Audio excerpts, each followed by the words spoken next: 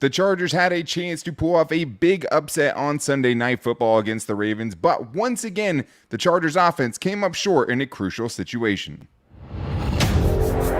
You are Locked On Chargers, your daily podcast on the Los Angeles Chargers, part of the Locked On Podcast Network, your team every day.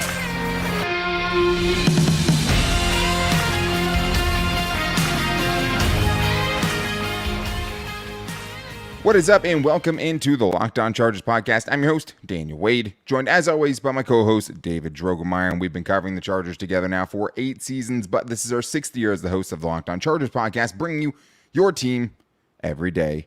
As always, guys, thank you for making us your first listen, especially after another, terrible loss by the Chargers, another close game that gets away from them. Make sure you never miss the show. Go subscribe or follow for free on the Locked On Chargers YouTube channel and listen wherever you get your podcast from. David, what do we got tonight?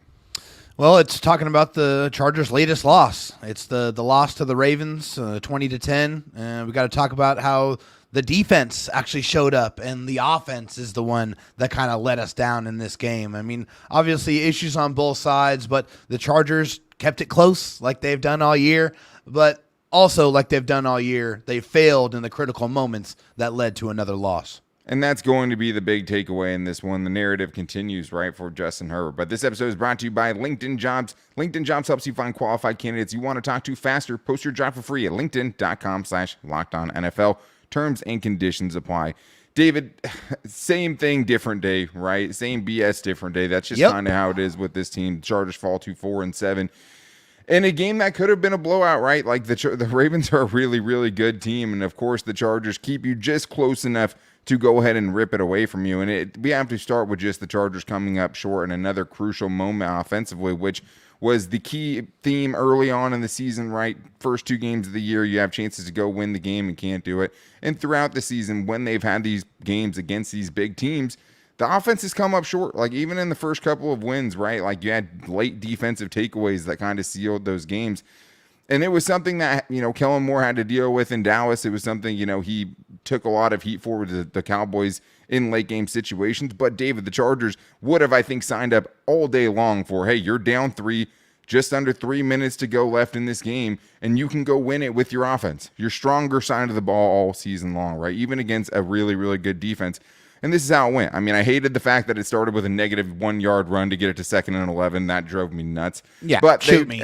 They gained 17 right after that, though, right? Alexander Erickson ends up getting a nice play, and it kind of erases that. But then the very next play, Alex Erickson, who, I mean, we'll talk about this at some point, the just lack of firepower the Chargers have offensively. Alex Erickson is the guy you're going to late in games with Jalen Guyton, another guy that, probably wouldn't be sniffing those moments if the Chargers were healthy. But he runs the wrong route, right? Justin Herbert trying to point, incomplete, 2nd and 10. You get a 4-yard Jalen Guyton reception.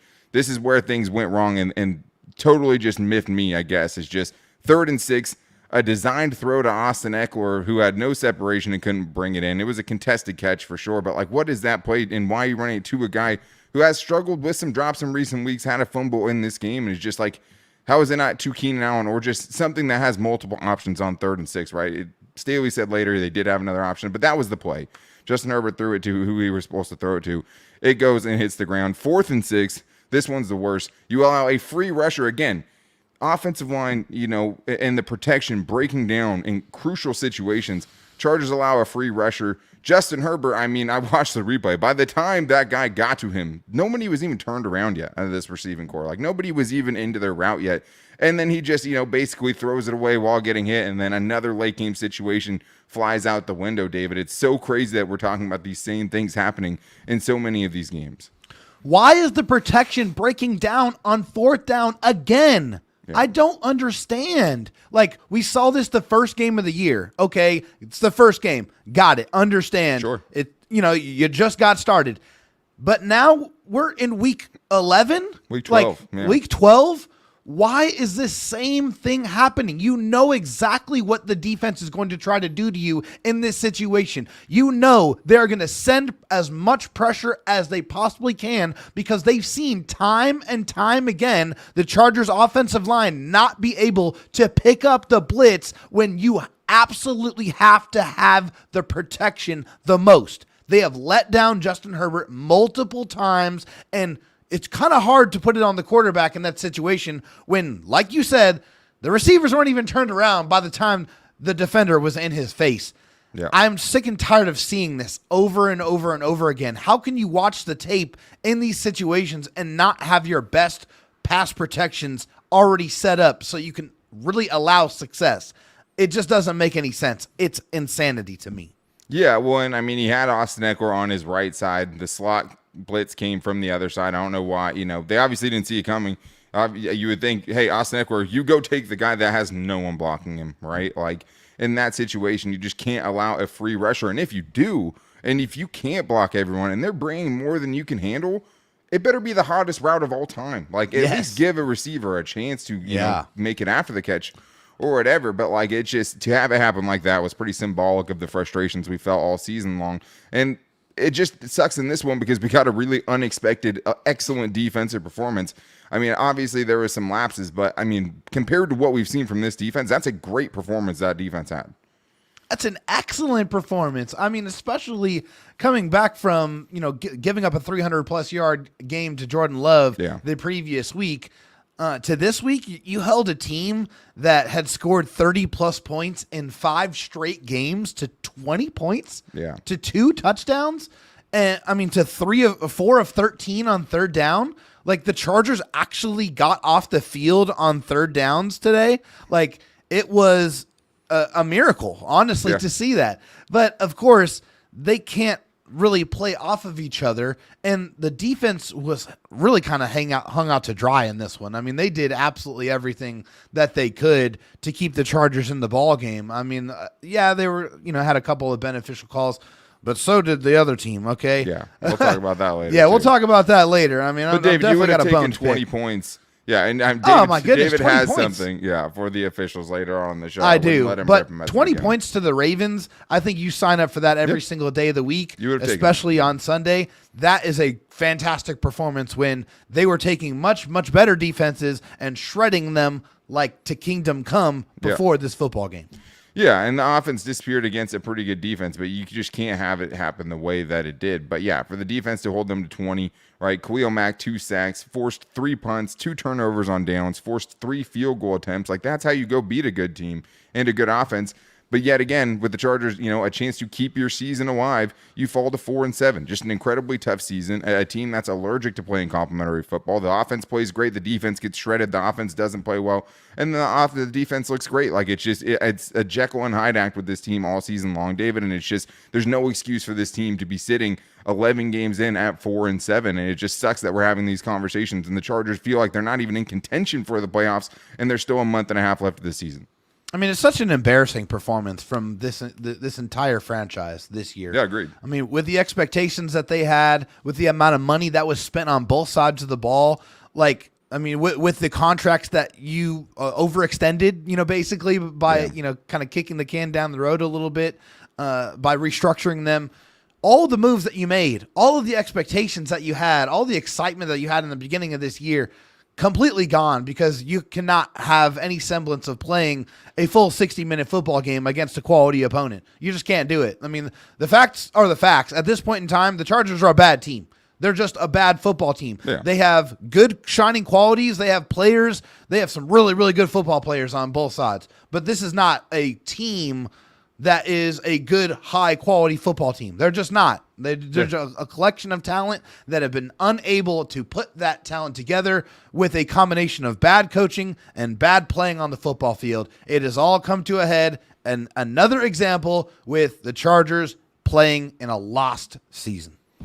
And it sucks, David, because we've covered lost seasons, right? And there's always been, reasons for it, and injuries always play a big part of it. And I do think that the talent on this team, whether it's, we can't tell how good these guys are because of the scheme or whatever it is probably overblown because there's a lot of guys we would call talented that probably aren't producing to what they should be doing. And young guys that haven't been able to step up and fill the void. But it's just crazy, David, because I think offensively, as much as I'm frustrated by them not doing more, I think one thing that was very apparent in this game, they didn't have enough firepower, right? And that falls on the general manager, the whole front office. Like, you have Alex Erickson. This is the Michael Bandy game, right? Like, Justin Herbert only has basically Keenan Allen to work with. So we're going to talk about that and much more coming up right after this. These days, every new potential hire can feel like a high-stakes wager. For your small business, you want to be 100% certain that you have access to the best qualified candidates available. That's why you have to check out LinkedIn Jobs, because LinkedIn Jobs helps you find the right people for your team faster and for free. Do you know someone that could use a job? Do you know a business that could potentially have an opening coming up soon? Well, you need to tell them about LinkedIn Jobs, because LinkedIn Jobs, the biggest thing that separates them is the quality of the candidate. Getting a quality candidate is huge, right? I mean, we all know if you want to end your season in style or your year for your business, you want to make sure you get the right fit, because it's so important. And one bad fit can really disrupt the rest of the organization or your business in this case. So the way LinkedIn does it is simple tools like screening questions that make it easy for you to focus on the candidates with just the right skills and experience, so you can quickly prioritize who you'd like to interview and who you'd like to hire. LinkedIn Jobs helps you find the qualified candidates you want to talk to faster. Post your job for free at linkedin.com/LockedOnNFL. That's linkedin.com/LockedOnNFL to post your job for free. Terms and conditions apply. This episode is brought to you by BetterHelp. Like I've said last week, right? Sometimes the ad reads just have a way of really coming together in the perfect way. This time of the year can be a lot, especially with the holidays around. I know it puts me in a weird headspace mentally. The Chargers obviously aren't helping. And I've actually talked to my therapist about the Chargers. I've talked to my therapist about Brandon Staley, right? Like, I truly have, because this is team obviously is such a big part of my life. But therapy, especially this time of year, can really help you out so much. I mean, not only being able to unload and unburden yourself, and really, I think, take trivial things like talking to people and family that you haven't talked to in a long time and compartmentalizing them and giving you coping skills so you're able to deal with it. If you're thinking of starting therapy, give BetterHelp a try. It's entirely online, designed to be convenient, flexible, and suited to your schedule. Just fill out a brief questionnaire to get matched with a licensed therapist and switch therapists at any time for no additional charge. Find your bright spot this season with BetterHelp. Visit BetterHelp.com/LockedOn today to get 10% off your first month. That's BetterHelp, HELP.com/LockedOn. All right, David. Well, I think we should stick with the offense here, because the offense was definitely my biggest frustration in this game. Because I expect so much more from them, right? The defensive performance we got today was a nice surprise, but for the offense, man, it sucks, because for Justin Herbert, the narrative's going to continue, right? Not a big-time quarterback, not a quarterback that comes through in the clutch. And it sucks because the Chargers, as an entire offense today, let us down and let their fans down, really. But one thing, when I look at this offensive performance, that kind of sticks out to me is just, I don't think they have enough firepower to go up against a defense like this. Like, the offensive line wasn't good. The receivers weren't good outside of Keenan Allen in this game, and even he had a big fumble, right? But, like, and when I look at this, David, like Jalen Guyton, especially coming back from a serious injury that he had, he's in a below average NFL starter at this point, right? He would have been wide receiver 5 or 6 on this team in a healthy season, right? Yeah. Quentin Johnston isn't an NFL starter at this point, right? And in this game, he got hurt, had to get his ribs checked out, I believe is what Brandon Staley said. Brandon Staley also said it was a coaching decision not to put him back in the game, not a medical staff decision. So that means Quentin Johnston got benched in this game, pretty much, right? Like, reading between the lines, that's what it seems like from the outside looking in. He was replaced by Alexander Erickson, right? A journeyman, a special teams player mostly throughout the NFL. Austin Eckler is not as dynamic as it used to be. You're missing Josh Palmer and Mike Williams. Biggest drive of the game, you have your Michael Bandy / Alex Erickson going out there getting snaps. And you have a total regression of the offensive line. But David, like, I think the Chargers offense, even though they should have done better, got outclassed in this game. I mean, besides Keenan Allen, who else on this offense scares you, right? Like, I don't know. Nobody. Yeah. And like, it's one thing if you have a really good offensive line and are a little bit subpar in the skill position players, right? It's one thing if you have really, really good skill position players and you don't have an offensive line, there's ways to work around all that. But when your quarterback in one receiver that John Harbaugh is saying at halftime, right, is getting double teaming him a lot. Like, I think this is, obviously injuries have taken made a big impact on this. You're not expecting to miss your second and third best receivers, but you need to get more out of your first round pick. And of course, this game ends with, Zay Flowers getting 2 touchdowns in this game. But like, I just don't think they have enough firepower offensively, David. And I think it showed up a lot in this game. No, they don't. I mean, hey, they tried. Okay, I mean they tried to get the ball to Darius Davis a couple different times. That didn't work out at all. They tried to get the ball to Austin Eckler in the passing game. That only went to 5 catches for 31 yards and a fumble. By the way, another fumble too in a second. Well, I mean, let's talk about that, David. Game. You have, I mean, it's 4 turnovers. It's really 3 turnovers, right? I'm not going to hold the Justin Herbert interception before halftime. That doesn't matter. But 3 fumbles in this game, David, after the fumble that you had last week, right? And just the drops and fumbles, like it's just terribly sloppy. Like, and that's how you lose these games. Like that's a big part of it. I mean, you can't turn the ball over 3 times against anybody. I don't care who you're playing. I don't care if it's the Patriots who we're about to see next week, or if it's the 8-3 number 1 seed in the AFC Ravens. You absolutely can't do it against them. So you turn the ball over that many times, you are putting your defense in a very, very bad spot to have to try to dig you out and try to pick you up. And to their credit, more often than not tonight, the defense did do that. They were able to keep you in the game. But it is catastrophic failure when you cough up the football against a team like this. You don't do that, the Chargers probably win this football game. Like, that's how impactful these turnovers are. Yeah. The Chargers can't have it. I mean, the margin for error going up against a team of this quality, of this caliber, is so small. You put the ball on the ground that many times, you are going to lose. So it's not a surprise that that's what we saw tonight. Yeah, and I think it was, a kind of a step back after 2 pretty good performances by Kellen Moore. And I truly do feel with what he has to work with. Like everyone talks about, when they're talking about Justin Herbert, who I thought was fine. It's not like he's A-mailing guys in these situations, right? It's not like he's, making bad plays. Like he just got a ton of pressure in his face. But like from the outside looking in, it's just like, it's always going to go on him. And it drives me nuts, man. Cause it's like, I don't know what else he can do. And for Kellen Moore, like, it sucks because we, can't really love as much as we should the play he had on 3rd and 17, right? That was quick pretty pass spectacular. to Keenan Allen, who ends up throwing it back to Austin Eckler, who just barely gets a first down. Still has a perfect completion percentage. Yeah, man. I guess it's a lateral, right? So I think those yards go to Herbo, but it just sucks because like I thought you had a really, really good game plan against the Packers and against the Lions. Like, obviously, they should have put up 30 easily last week without all the drops and everything else. And then the Lions, you put up 38 points. You got to be able to find a way to get more than 10 points, even against a really, really good defense. The offensive line, Daniel, it has been really bad this year. I mean, they have given up a ton of pressure. They have gotten worse. I mean, I think unequivocally, it's still another no running game too. Yeah, another new system. I get it, but there's absolutely nothing in the running game. Very little push. Still a lot of negative and short runs, which is just putting that much more pressure on a passing offense that is basically Keenan Allen and then a bunch of other guys. I mean, Keenan Allen went crazy. Another 100-yard game for Keenan Allen on 14 receptions, okay? 14 receptions on 16 targets. So literally Keenan Allen was the only one that really did any kind of, positive things on offense for the Chargers in this football game. And it's just not enough. I mean, when you know who they're going to throw the ball to, and you can only move Keenan around so much, you got to have somebody else to step up and make some plays. And Gerald Everett made a couple, but it's not enough. I mean, they definitely don't have enough firepower. Enough firepower. Keenan Allen's like, help me, please. Yeah.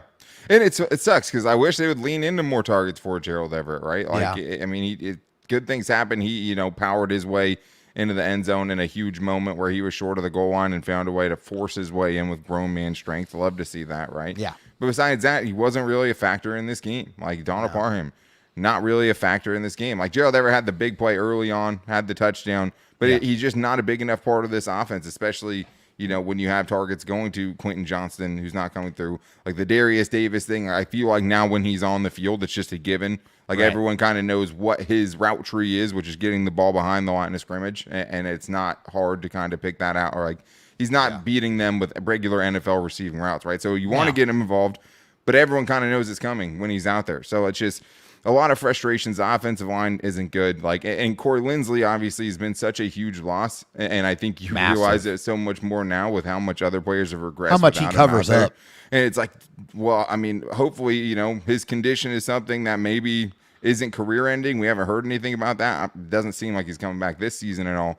But it's hard because you have to have him out there, and you can't afford to keep paying him if he's not out there. But you see what a difference he makes. It makes you want to pay him more because, they were so much better with him. But this offensive line has totally regressed, and I think that obviously hurts Kellen Moore, hurts Justin Herbert, hurts this offense, and it really, really came to a head in this game where, the coverage was just really good too. There were certain times where Justin Herbert just had to hold on the ball. So, the Chargers just got outclassed offensively in this game. The Baltimore defense was too much for them, and they didn't help themselves out by shooting themselves in the foot. Keenan Allen fumbles, Austin Eckler fumbles right before halftime, Justin Herbert strip sacked.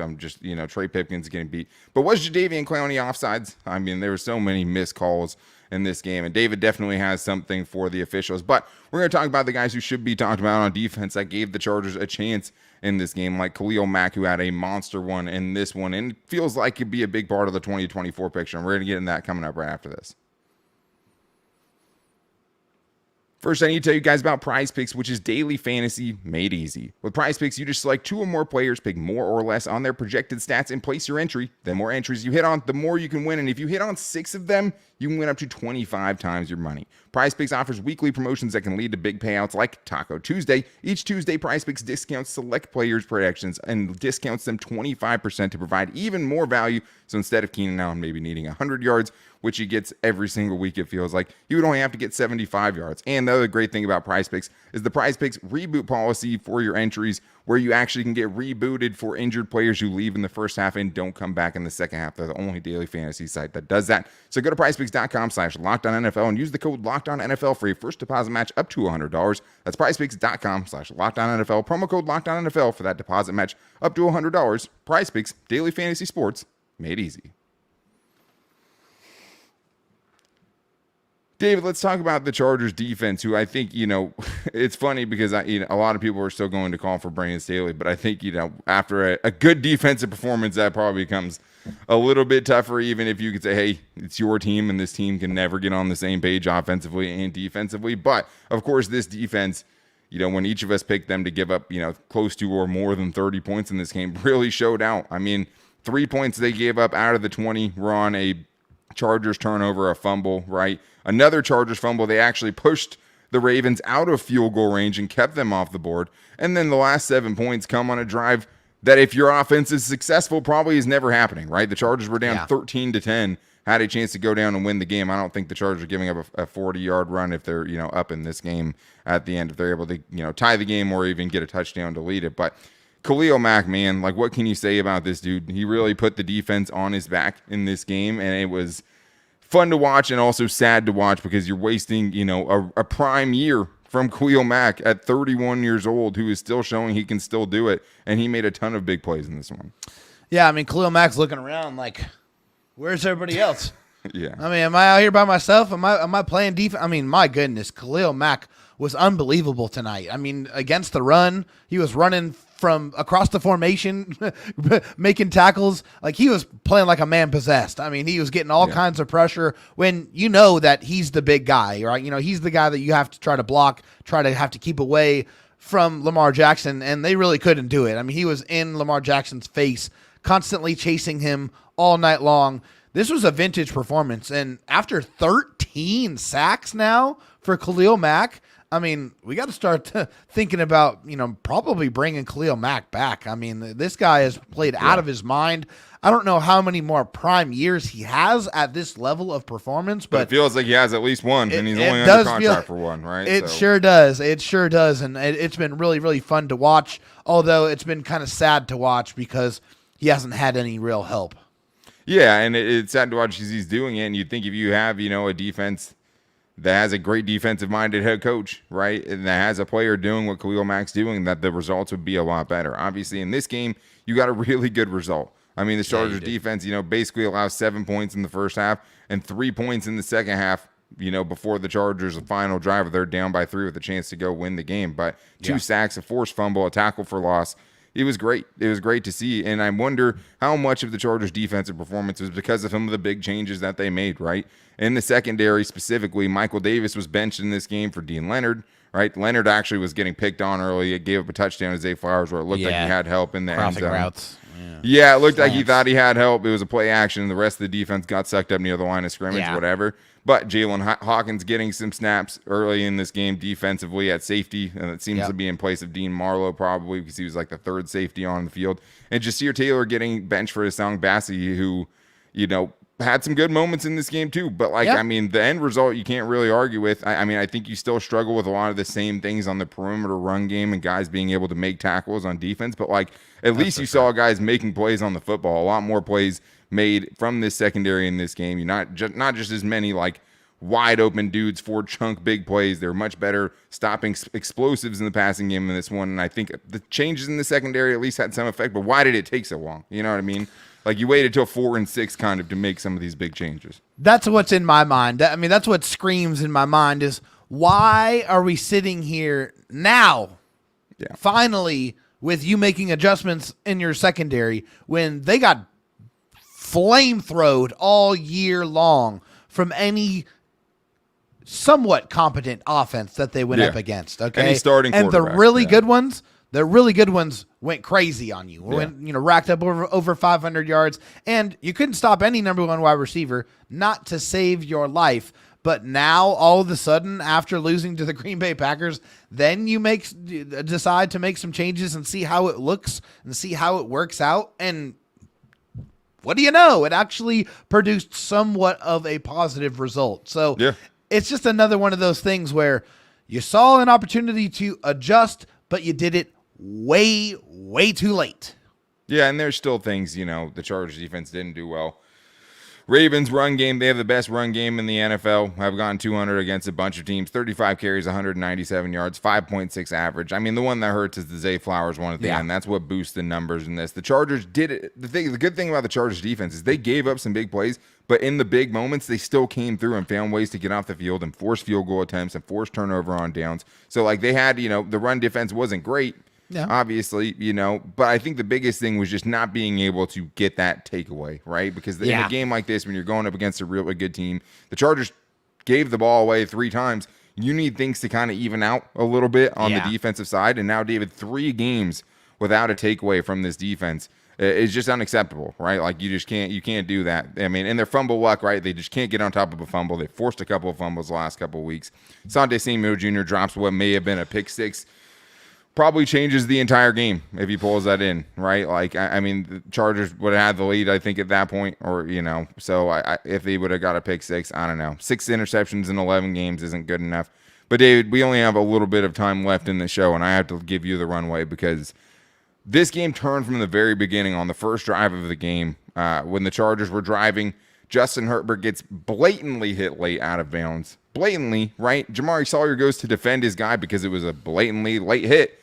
Jamari Sawyer gets 15-yard penalty. The Chargers don't get a penalty from the Ravens defense on Justin Herbert, right? They totally missed the late hit, and you go from a 1st and goal inside the 5-yard line to a 3rd and 19, right, where you basically have to punt. And even on 3rd and 19, they had it marked as 2nd and 19 on the sideline. David, the officiating didn't cost the Chargers this game. There's a lot of other things, but God, was it really, really bad. Was this a high school? Was this Pee Wee football? Where were these officials? Have they ever actually officiated a game at any level? These guys were horrible. And obviously I'm not going to sit here and make those type of excuses because, you got to go out there and win the game. But these guys were awful. They missed several really, really obvious calls. How can you allow a defender to just grab hold of a receiver and hold him all the way down the football field and that be okay? In what world? In what world is that allowed? Yeah, Jalen Guyton to 10. Well, the funny thing about that one specifically is we see Patrick Mahomes do that all the time. Jalen Guyton wasn't open. Justin Herbert was throwing in that direction to show the referees, look, this dude's getting blatantly held. Can we get a flag and a 1st down from this, right? It ends up turning into a punt. But, David, it wasn't just that. I mean, it's that the late missed call, right? The field goal, right? Missed holding call on Asante Samuel Jr. gets yanked and totally flipped around on a 48-yard field goal. That should have been a 58-yard field goal attempt. For real. And obviously, as we saw, Justin Tucker can miss field goals sometimes. That's man. not a big, thing. What about the fair catch interference, right? Darius Davis back there gets hit in bounds, but after calling for a fair catch, obviously, nothing. Just like crazy. Clear and obvious. Looked like he was half yard offsides on the play where he strips Justin Herbert on that one. Multiple false starts missed in key moments. And the Ravens got a couple of really bad spots on their offense. Officiating crew was trash. Period. It was all around bad. Yeah, like there was gripes on both sides, but like, man, you go back and look and it's just like 7 or 8, game-changing plays in the sense of like, hey, you're either incredibly hurting the Chargers in field position, potentially, you're taking up points off the board for them, and we're not going to blame them for this game, but like there hasn't been a game I felt like this all season, and we never do this, right? Like we don't go and look at the referees after the game. We saved it for the end of the show, but my God, was that bad. To have that crew officiating that game that way on primetime football and Sunday Night Football, inexcusable by the NFL. That was an embarrassment from the officiating crew in this game, and it just has to be better because that was just bad. But